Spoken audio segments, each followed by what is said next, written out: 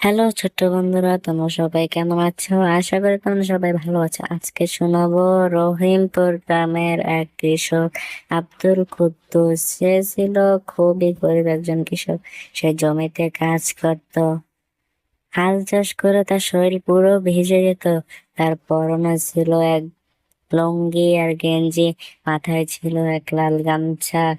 সে ওই গামছা মাথায় বেঁধে যেন পুরো দুনিয়ার বোঝা তার মাথায় নিয়ে যেতে পারতো।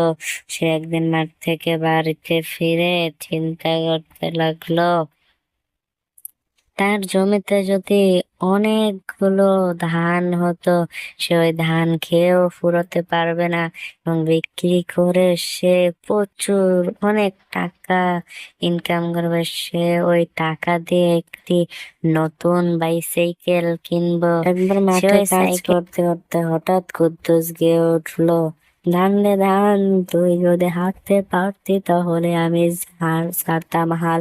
তখন পাশে থাকা লোকটি পুরো অবাক হয়ে গেল, কিন্তু মনের দিক দেখেছিল কুদ্দুস এক সোনার মানুষ।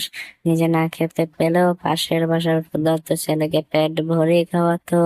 এক গ্রীষ্মে তার জমিতে খুব ফসল হলো, অনেক ধান হলো। সে খুব খুশি, লোকজন অনেক খুশি। লোকজন তাকে বলতে লাগলো, কুদ্দুস ভাই তোমার তো ভাগ্য উম, জেগেছে। তখন কুদ্দুস ভাই বললেন, আরে ভাই, ভাগ্য না, এটা গরিব কৃষকের পরিশ্রম ও হাসির ফসল।